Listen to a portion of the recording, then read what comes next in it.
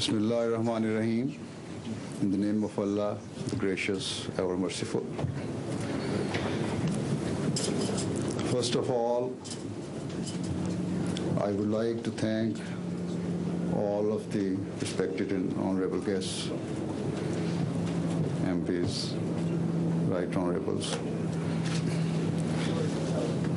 who have allowed a leader of a religious organization to say a few words to you. I'm most grateful to our respected MP, Justin Greening, Member of Parliament of our area, who has done so much in organizing this event for the sake of a small community of our constituency on the occasion of its Khilafat centenary. That shows her greatness, open-heartedness, and the concern about the sentiments of every people and community living in her constituency. Although the Ahmadiyya Muslim community is a small community, it is a standard bearer and the representative of the true teachings of Islam. Nevertheless, I must say that every Ahmadi who lives in Great Britain is an extremely loyal citizen of the country and loves it. And this is because of the teachings of our Prophet, peace and blessing of Allah be upon him, who instructed us that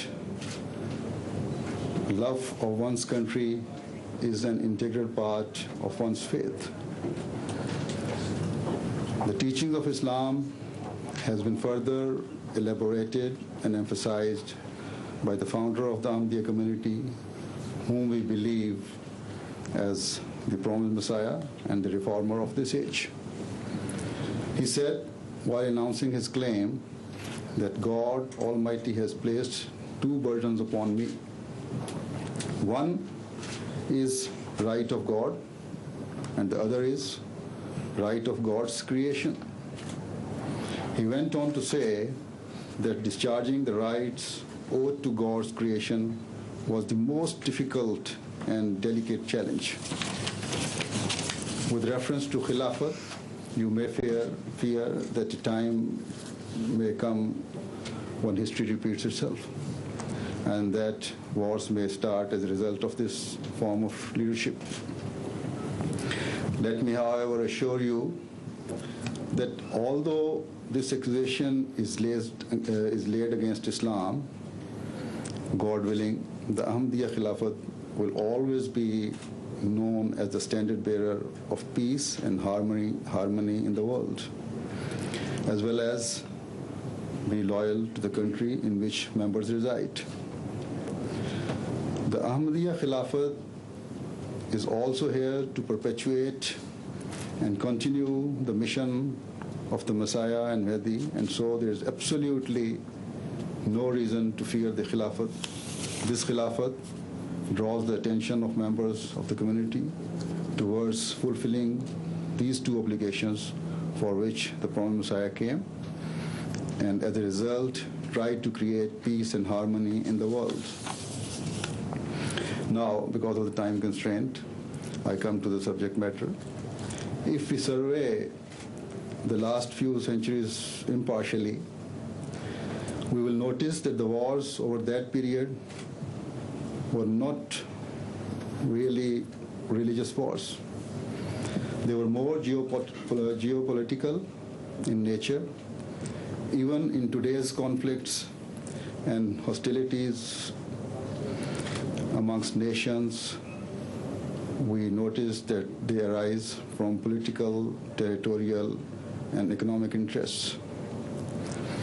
It is my fear that in view of the direction in which things are moving today, the political and economic dynamics of the countries of the world may lead to a world war. It is not only the poorer countries of the world, but also the richer nations that are being affected by this. Therefore, it is the duty of the superpowers to sit down and find a solution to save humanity from the brink of disaster. Britain is also one of those countries that can and does exert influence in the developed world as well as in developing countries. You can guide this world, if you so desire, by fulfilling the requirement of equity and justice. If we look at the recent past, Britain ruled over many countries and left behind a high standard of justice and religious freedom. Especially in the subcontinent of India and Pakistan, the Ahmadiyya Muslim community has witnessed this, and the founder of the Ahmadiyya community has greatly praised the British government on its policies of justice and granting of religious freedom. When the founder of the Ahmadiyya community congratulated Her Majesty, the Ahmadiyya, Her Majesty Queen Victoria, on her Diamond Jubilee and conveyed to her the message of Islam, he especially prayed that in view of the manner in which the British government discharges the requirements of justice with equity, may God Almighty reward it generously.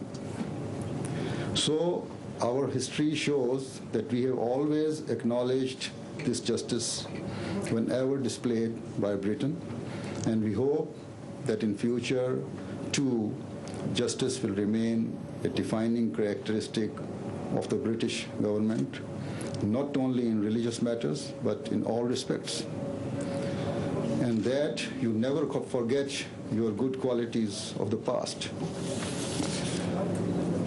Today there is a great agitation and restlessness in the world.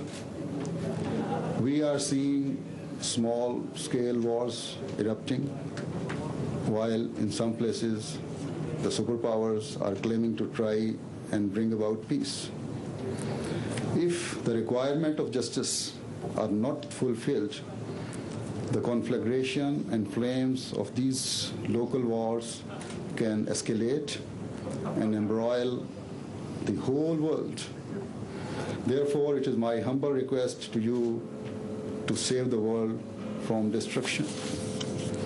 Now, I will briefly mention what the teachings of Islam are to bring about peace in the world, or how peace can be established in the world in the light of these teachings. It is my prayer that to create peace in the world, those who are being addressed initially, that is to say Muslims,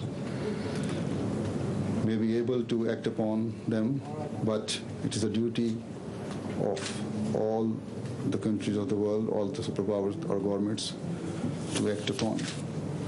In this day and age when the world has literally shrunk to a global village in a way that could not have been imagined previously, we must realize our responsibilities as human beings and should try to pay attention to solving those issues of human rights that can help to establish peace in the world.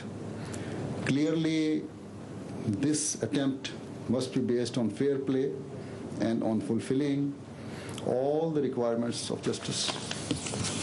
Amongst the problems of today, one problem has arisen, if not directly, then indirectly, because of religion. Some groups of Muslims use unlawful and suicide bombers in the name of bombing in the name of religion to kill and harm non-Muslims, including soldiers and innocent civilians, and at the same time to brutally kill innocent Muslims and children. This cruel act is totally unacceptable in Islam. Due to this ghastly behavior of some Muslims, A totally wrong repression has developed in non-Muslim countries, and as a result, some parts of the society talk openly against Islam, whilst the others, even though not speaking openly, do not carry a good opinion about Islam in their hearts. This has created distrust in the hearts of the people of Western and non-Muslim countries about Muslims, and because of this attitude,